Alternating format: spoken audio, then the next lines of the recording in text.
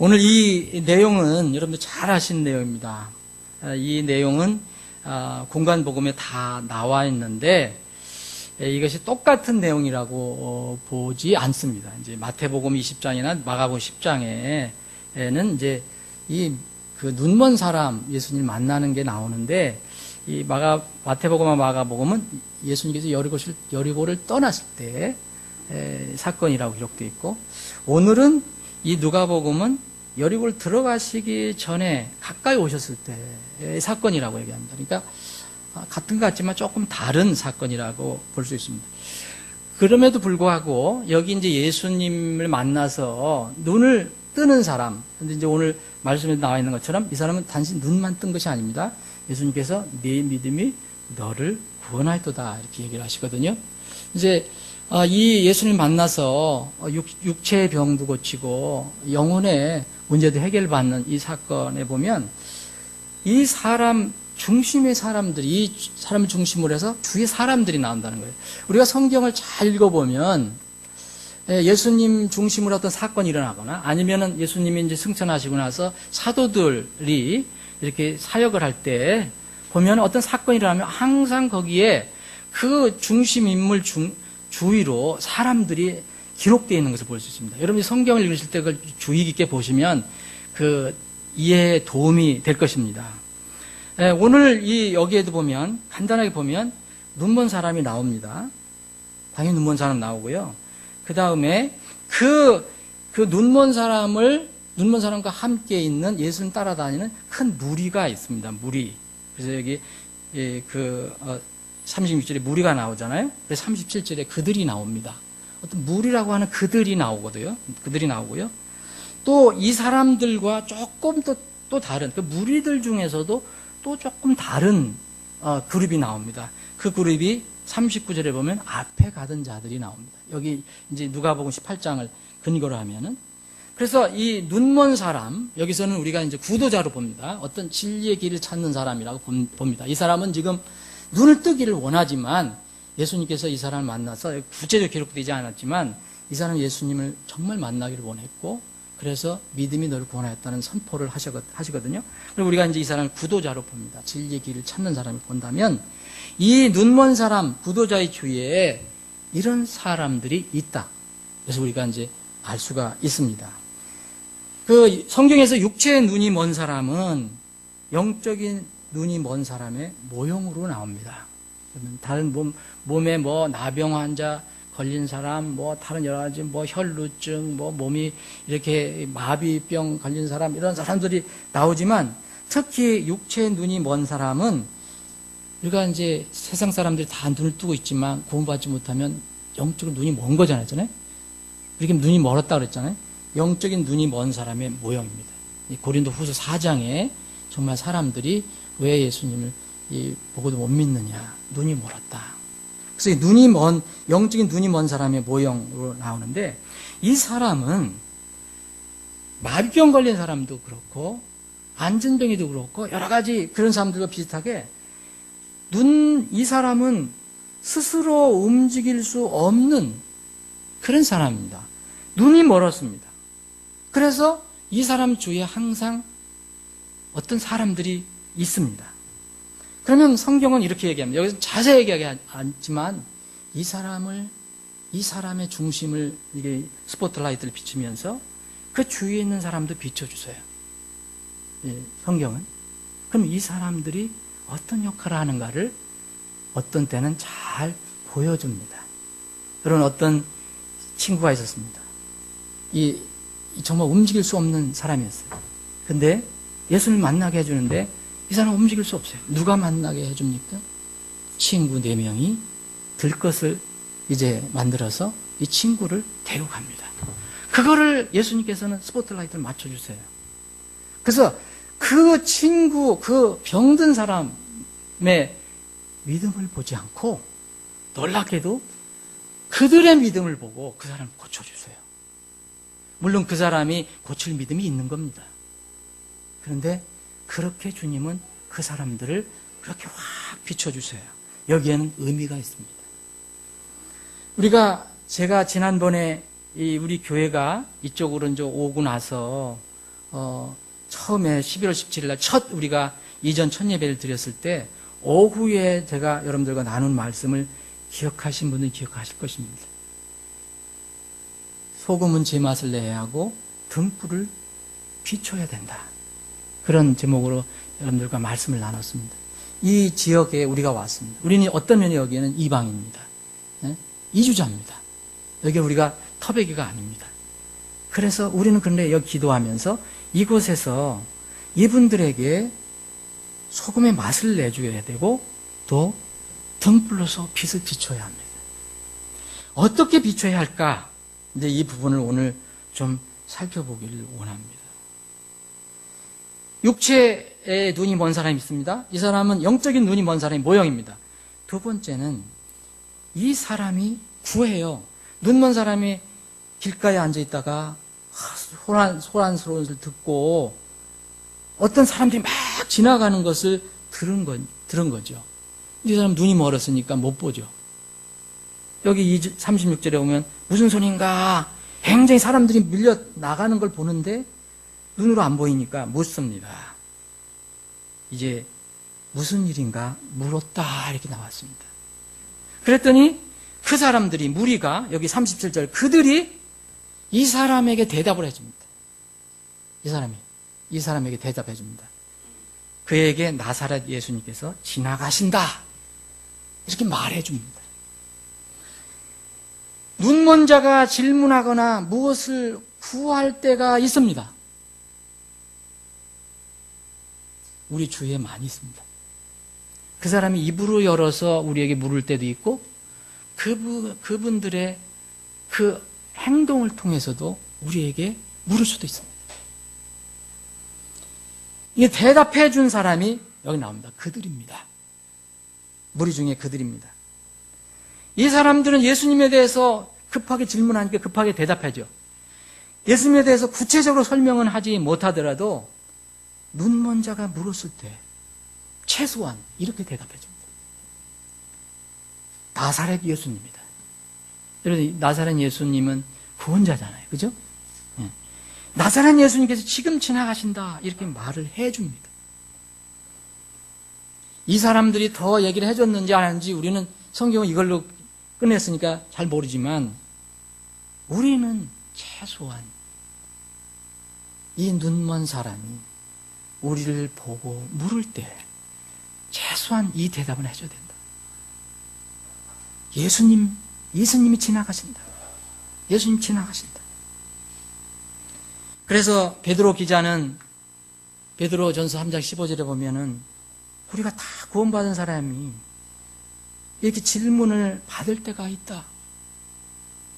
오직 너희 마음속에서 주 하나님을 거룩히 구별하고 너희 속에 있는 소망의 이유를 묻는 모든 사람에게 대답할 것을 항상 예비하되 그 다음에 중요한 것은 온유함과 두려움으로 하라. 온유함과 두려움으로 하라. 그런데 또한 무리가 나옵니다. 그러니까 예수님이에요? 예수님이라는 소리를 들었습니다. 눈이 안 보이는데 예수님이라는 소리를 들었습니다. 예수님이 지나가는구나. 그가 소리를 지르면서 다윗의 아들, 다윗의 자손, 예수님이요. 내게 긍휼을 베푸소서. 여러분, 다윗의 자손, 다윗의 아들이라면 어느 정도 사실 예수님을 인정한 겁니다. 예수님에 대해서 구체적으로 몰라도 예수님을 부정하는 사람은 아닙니다. 벌써 이스라엘 백성은 이 예수님이 다윗의 아들로 올 것이라는 대언을 많이 들었는데도 어떤 사람은 다윗의 아들이라고 인정 안 했습니다. 근데 이 사람은 지금 마음이 많이 움직이는 거라고 봅니다. 다윗의 자손 예수님이라고 합니다. 그러면서 나를 좀 불쌍히 여겨달라. 내게 긍휼을 베푸소서라는 것은 나를 불쌍히 여겨달라고 얘기합니다. 사실 여기에 이것으로 예수님의 마음은 이제 사실을 이제 열렸습니다. 예수님은. 물론 예수님은 다 아시겠지만 그런데 이렇게 긍휼을 베푸달라고 예수님께 부르짖는 사람 앞에 가던 사람들이 있습니다. 앞에 가던 자들. 이 앞에 가던 자들은 같은 무리 중에서 어떤 사람들입니다. 이 눈먼 자의 앞에 가던 자들은 어떻게 했습니까? 그 그리스도를 찾는 눈먼 자에게 한 일은 꾸짖은 겁니다. 이유는 뭡니까? 시끄럽다. 시끄럽다. 그러니까 잠잠하게 합니다. 이 사람 시끄러워. 지금 이분이 어떤 분인데 조용히 못해? 그랬을 것입니다. 꾸짖어. 당신 같은 사람이. 이 사람들은 분명히 예수님 쫓아가는 사람들입니다. 지금 구원 받았는지 안 받았는지 보지만 하여튼 예수님 따라가는 사람들입니다. 이 앞에 가던 자들은 이 사람을 조용하게 합니다. 여러분, 우리가 무엇을 찾고자 하는 사람에게 조용하게 만들면 안 됩니다. 그 사람이 뭔가를 진리를 찾고자, 뭔가 인생의 문제를 해결하고자, 아니면 고통 속에 있거나, 뭔가 아픈 마음 속에 있거나 그러면 잠잠하게 하지 말고 부르짖게 해줘야 됩니다. 예수님을 부르게 해야 됩니다. 그랬더니 이 사람은 어땠습니까? 더욱더 소리를 지릅니다. 다윗의 자손이여, 내게 긍휼 베푸소서. 이 정도 되면은 의기소침할 수도 있거든요. 근데 여기 성경에 기록된 그 구원받는 사람들은 참 다 놀랍습니다. 여러분, 이 사마리아 여인, 그 여인 예수님께서 그렇게 어떤 면은 요새 같으면 그렇게 그런 말 듣고 누가 믿으려고 하겠습니까? 빵을 개에게 안 준다. 그 개라고 잘 인정하잖아요. 그래서 예수님이 참 이 여인의 믿음 대단하다. 성경에서 육체가 병든 사람도, 영적인 병이 든 사람도 주님 앞에 다 긍휼히 여김을 받아야 할 사람입니다. 여러분들도 과거에 그랬고, 여러분 다 구원받으시면 지금도 여전히 주님의 긍휼이 필요하고, 그래서 이 주님의 긍휼을 서로 전달해주는, 격려해주는 그런 사람들이 되어야 합니다. 이 사람들, 육체에 병든 사람, 영적이 병든 사람, 내는 항상 거기에 뭔가 하는 사람들이 있다는 겁니다. 우리가 있을 수 있습니다. 우리가 그냥 지나치는 사람들 중에 보면 정말 그런 사람들이 우리로 거기에 나타날 수 있습니다. 우리는 지나치더라도 하나님은 다 알고 계십니다. 그런 사람의 주위에 여전히 많은 사람들이 있습니다. 그런데 이 사람들이 그 병 낫기를 구하는 자를 돕는 자인가? 아니면 실족하게 하는 방해자인가? 이걸 주님 부르세요. 여러분, 마가복음 5장을 보면 12회 동안 혈루증을 앓는 여인 나오죠. 잘 아죠, 여러분들. 근데 이 여인을 보면 그 여인 주위에 많은 사람들이 있다고 그랬습니다. 많이 몰려드는 사람이 있다고 그랬어요. 그리고 이 여인이 고백을 합니다. 나중에 많은 의사를 내가 만났다, 평생. 그 많은 사람 만났지만 내 가사는 다 장진하고 아무 고침도 받아 못하고 돈 못 받았다. 곧 이 무슨 말입니까? 내가 예수를 소개받지 못했다. 지금 용어로는 병 고치려고 이것도 해보고 저것도 해보고, 지금 영적으로 종교적으로 병들어서 정말 깨우치지 못한 사람이 얼마나 많습니까, 여러분? 여러분, 교회 간다고 여러분들 다 구원받습니까? 오늘 아침에 여러분 방목사님 설교 들으셨잖아요. 여러분, 모태신앙이라는 게 있습니까? 여러분, 모태신앙은 성경적으로 맞지 않습니다. 부모님이 그런 신앙을 가지고 있으면 그 잘 자랄 때 도움이 되고 그 복음을 받을 수 있는 그런 기회가 더 빨라지는 건 좋은 거예요. 그런데 내가 모태신앙이니까 이거는 참 비성경적입니다. 여러 사람들이 있는데 우리는 자칫 그런 사람이 그냥 넘어갑니다. 돕는 자인가, 아니면 무관심하게 지나치는가, 아니면 이 사람들처럼 그냥 억누르고 실족하게 하는 방해자인가. 12의 혈루증을 앓던 여인은 정말로 많은 사람들을 만났지만 그가 정말 결심을 하고 죽음죽으리라 하면서 예수님의 그 군중을 뚫고 예수님의 그 옷자락을 만지기 전까지는 예수님을 소개해 준 사람이 없었습니다. 그녀가 주님께 다가가는데 막고 방해하는 사람들이 평생 있었습니다. 이렇게 사람을 살릴 수 없는 인간의 종교를 추구하는 사람들이 우리 주위에 많다는 거예요.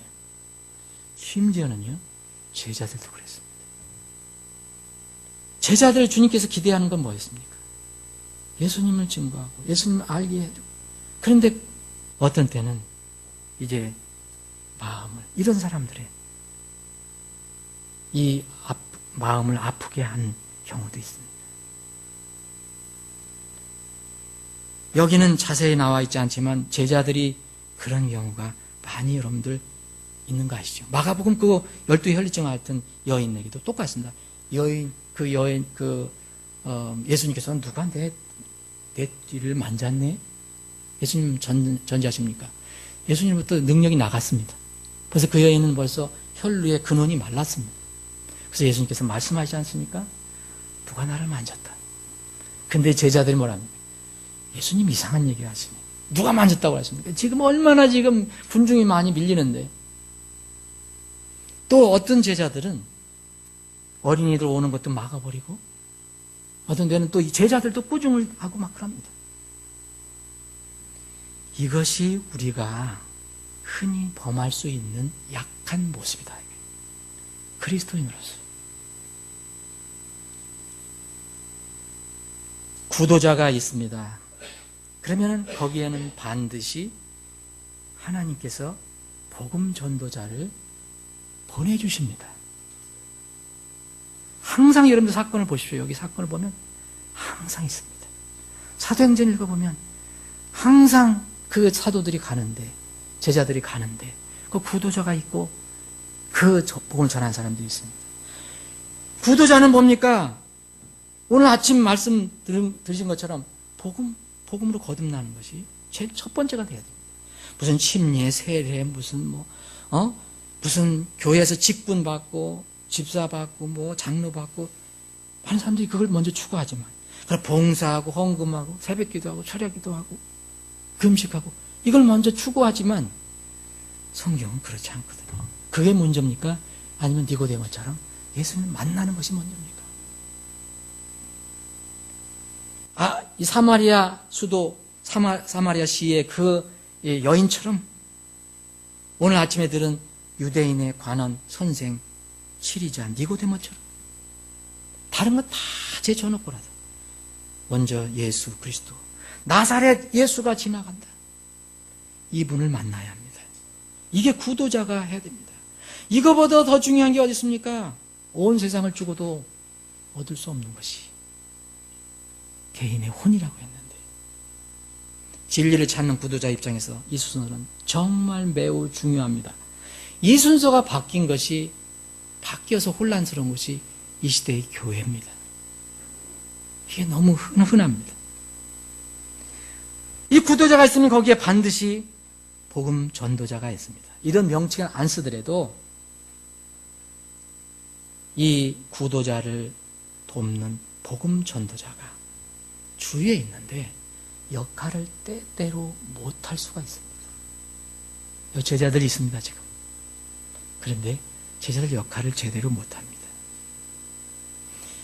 구도자가 그래 한 것처럼 복음 전도자도 가장 중요한 것이 뭔 것인가 이게 알아야 한다고 생각합니다. 이 사람의 가장 중요한 게 뭡니까? 예수님을 만나서 예수를 만나게 해줘서 눈을 뜨게 해주고 예수님 나중에 선언한 것처럼 구원을 받게 하는 겁니다. 그런데 자칫하면 우리의 환경과 우리 생각과 우리의 무슨 어떤 조건이나 우리 여지까지 가진 관념 때문에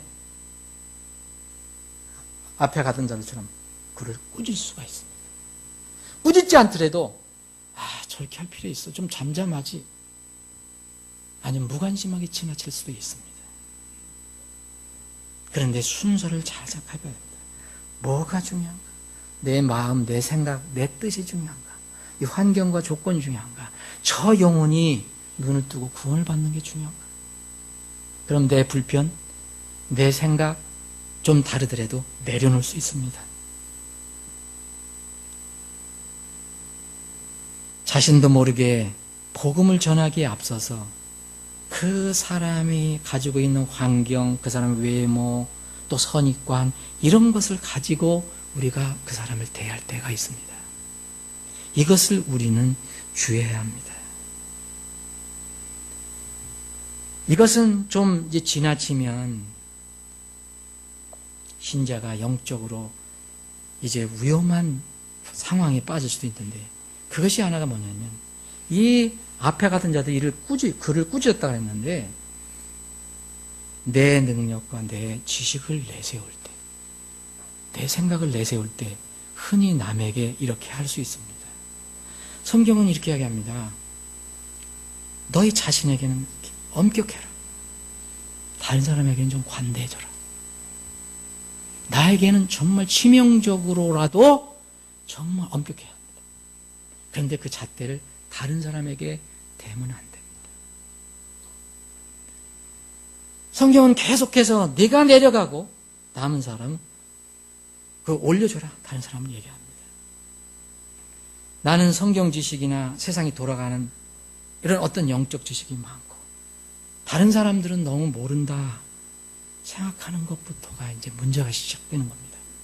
그럼 결국 꼬린 지점은 돌아서지 않으면 교만에 빠져서 패망으로 빠집니다. 이게 예수님께서 가르쳐 주신 것입니다. 아마도 이 눈먼 자를 꾸짖은 이 앞에 가던 자들은 예수님에 대해서 그 사람보다 지식이 많았습니다. 뭐 들은 것이 많았고 뭐 더 많이 알았습니다. 그런데 예수님이 보실 때는 잘못된 지식이었습니다. 그것을 가지고 있었습니다. 그걸 가지고 행동할 때 이런 문제가 생깁니다. 예수님 말씀하십니다. 여러 번 말씀. 지식 우쭐되게 하는 거다. 절대 지식은 우쭐되게 하는 거다. 우리가 구원받을 때 지식이 필요합니다. 근데 지식은 우쭐되게 하나? 사랑은 세워준다. 만약 어떤 사람이 자기가 무엇을 아는 줄로 생각하면 그는 마땅히 알아야 할 바를 아직 전혀 알지 못하느니라. 여러분들 정말 우리가 이 지역에 왔습니다. 지난번에도 말씀드렸지만 그들은 우리가 느끼지 못하더라도 우리를 살핍니다. 우리의 모습을 살피고 우리의 언행을 바라봅니다. 그것이 나중에 복음과 연결될 때 그들을 실족시켜 줄 수가 있습니다. 그래서 그런즉 서 있는 줄로 생각하는 자는 넘어지지 않도록 주의하라. 아무도 자신을 속이지 말지니 너희 중에 어떤 사람이 이 세상에서 지혜로운 것처럼 보이려거든 어리석은 자가 되라 차라리. 그리하여 그가 지혜로운 자가 되리라 그랬습니다. 저는 목회자이기 때문에 더 이런 기준이 더 강할 것입니다. 성경에는 그렇게 기록되어 있습니다. 그러면서 동시에 저도 부족하지만 이런 것을 부지런히 또 선포하라는 책임을 맡았습니다. 여러분들이 아무렇게나 이렇게 살라고 아무렇게 살아도 그냥 적당히 넘어가는 그런 일을 해서는 안 되죠. 저도 할 수 있는 한 기도하면서 여러분들과 같이 권면하고 교제하는 겁니다. 그리스도인 하나님의 자녀는 말이나 행동이나 겸손하면 할수록 또 교만하지 않으면 않을수록 절대로 안전해집니다. 그리고 복을 받게 됩니다. 설교자는 말할 것도 없습니다. 이 전임삭자가 아닌 사람들도 마찬가지입니다. 바울 사도는 이 복음을 선포하면서 여러 가지 나름대로 시행착오를 겪었을 것입니다. 때로는 복음을 전하다 화가 나서 자기 동족에게 절대 너희들 복음 안 전한다고 화가 나서 나 이제 이방인으로 가겠다. 너희들 너희들이 담당해라 막 그랬거든요.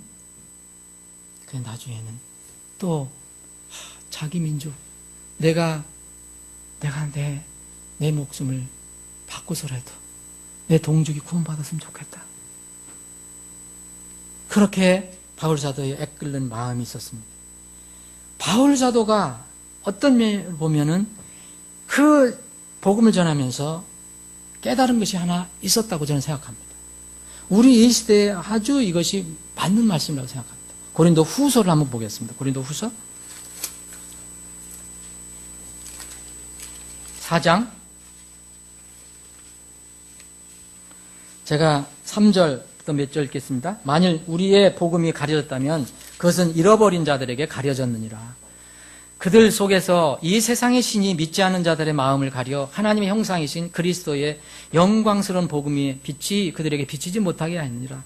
우리는 우리 자신을 선포하지 아니하며 오직 주 되신 그리스도 예수님과 또 예수님으로 인하여 너희의 종된 우리 자신을 선포하노니 빛에게 명령하사 어둠 속에서 빛을 비추게 하신 하나님께서 우리 마음에 빛을 비추사 예수 그리스도의 얼굴에 있는 하나님의 영광을 아는 빛을 주셨느니라.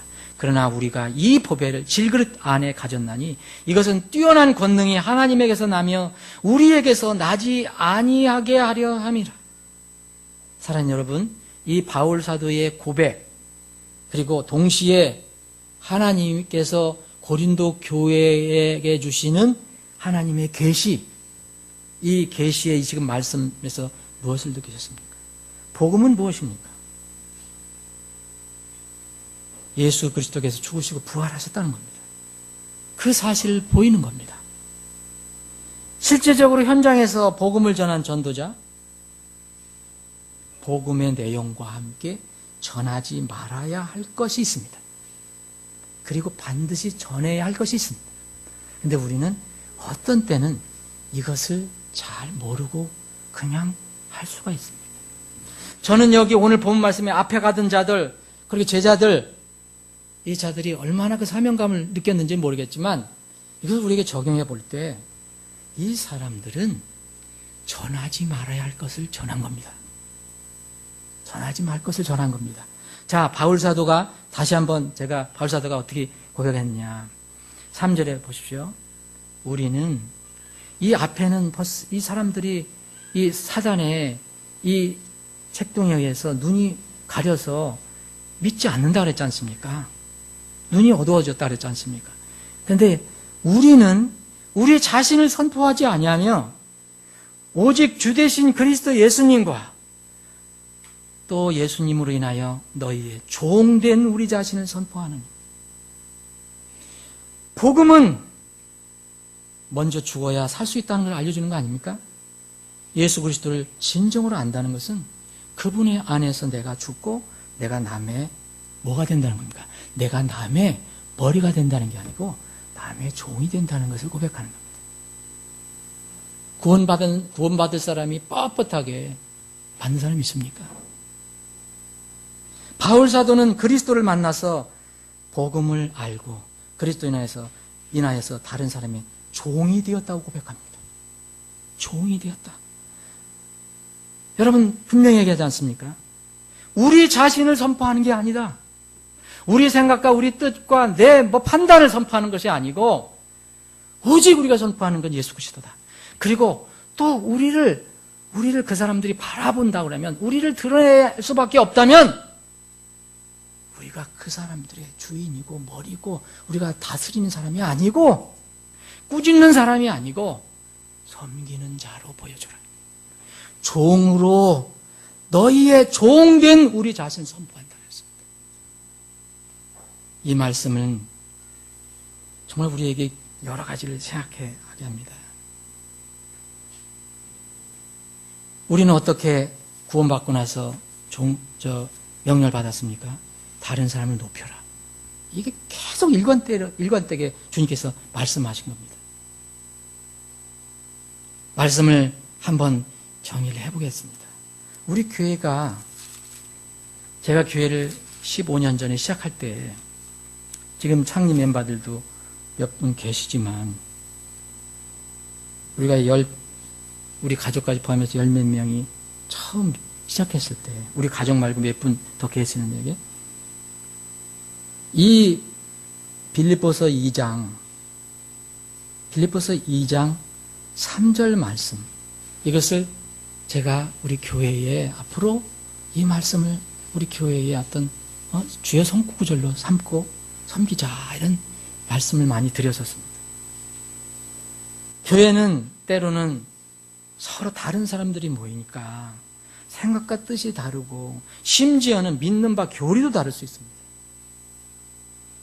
그래서 자칫하면은 내가 세워져야 되고 또 내하고 안 맞으면 자꾸 다툼이 이루어질 수도 있고 그렇습니다. 교회라는 어느 교회나 다 이런 위험성이 있습니다. 그래서 이 바울 사도는 빌립보 교회에게 이런 얘기합니다. 어떤 일도 다툼이나 헛된 영광을 하지 말고 오직 겸손한 마음으로 각각 자기보다 남을 더 낮게 여기라 그랬어요. 이게 우리 교회의 처음부터 시작된 성품입니다. 그래서 각 사람이 자기 일들만 돌아보지 말고 각 사람이 남의 일들도 돌아보라. 그리고 그 뒤로 여러분들 유명한 말씀이 나옵니다. 예수님이 어떻게 하셨나요? 종으로 오셨다는 것을 선포합니다. 바울 사도는 이렇게 얘기합니다. 복음을 선포하라. 그런데 복음의 선포의 중심은 예수 그리스도다. 그걸 선포해야 된다. 그런데 예수 그리스도께서 지금 하늘문을 열고 내 말을 들으라 이렇게 안 하시니까 우리를 쓰신단 말입니다.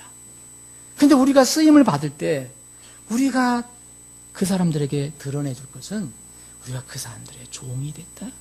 섬기는 자들이 종이 됐다라는 것을 보여줘야 된다는 것입니다.